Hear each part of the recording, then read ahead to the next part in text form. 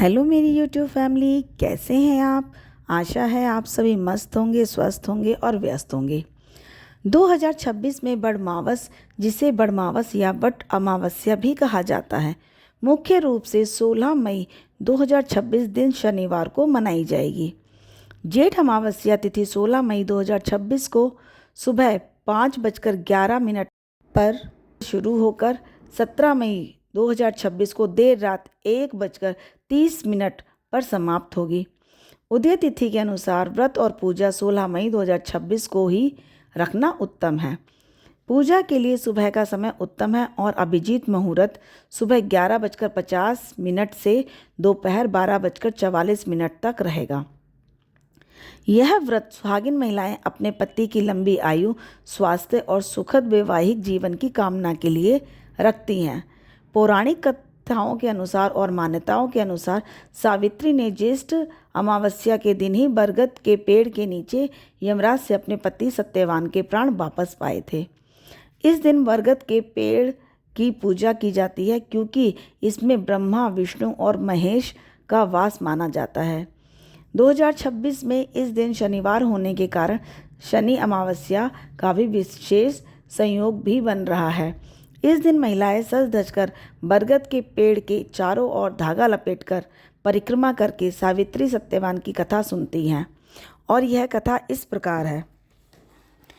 एक राजा था, उनकी एक लड़की थी।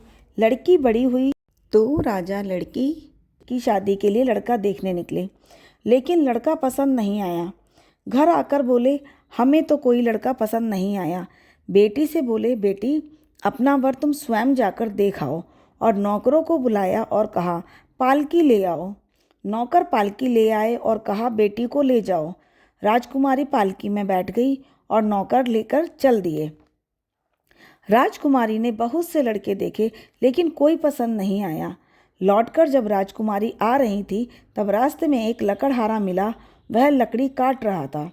उसका नाम सत्यवान था। राजकुमारी बोली, पालकी यहीं रोक लो।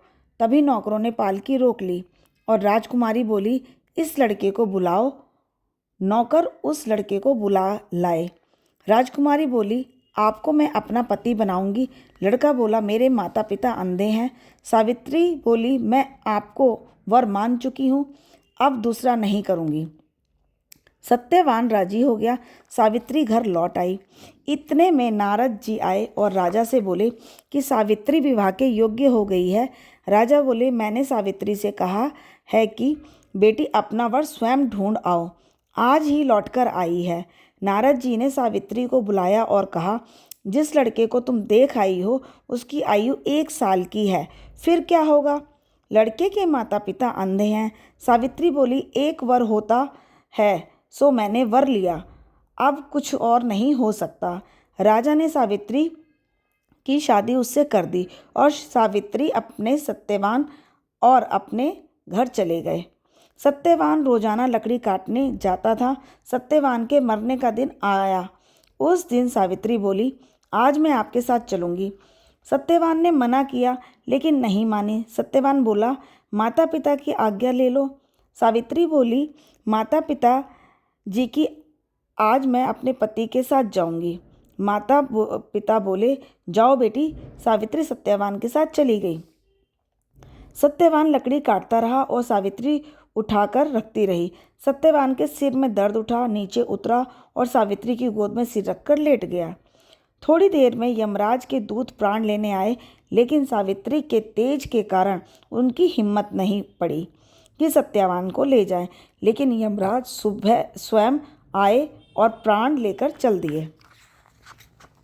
सावित्री भी उनके पीछे पीछे भागी और चलती रही। यमराज ने पीछे मुड़कर देखा तो सावित्री आ रही है। यमराज ने कहा, मुझसे जो कुछ मांगना हो सो मांग लो। सावित्री बोली कि मेरे सास ससुर अंधे हैं, जो उनकी आंखें खुल जाएं। तो यमराज बोले, आंखें खुल गईं, जाके देख। फिर वो भी पीछे पीछे चलती रही और फिर यमराज ने देखा कि सावित्री आ रही है। फिर बोले, जो कुछ मांगना है मांग लो और लौट जा। सावित्री बोली, मेरे ससुर का धन चला गया सो मिल जाए। जाके देख, मिल गया। सावित्री फिर पीछे पीछे चल दी। यमराज ने फिर देखा तो सावित्री चली आ रही है। फिर बोले अब के एक वर और मांग ले। सावित्री बोली मैं 100 पुत्र की माँ बनूं। यमराज बोले जा ऐसा ही होगा। फिर यमराज सत्यवान को लेकर चल दिए। सावित्री बोली मेरे पति को आप लिए जा रहे हैं तो मैं 100 पुत्रों की माँ कैसे बनूंगी। यमराज ने सत्यवान को वापस कर दिया। यमराज बोले सावित्री पतिव्रता है, इसी से उसने अपने पति को वापस ले लिया और जैसे सावित्री का सुहाग मिला ऐसे सबको मिले। सावित्री घर लौट आई। सास ससुर बहुत खुश हुए। जय वट सावित्री माँ।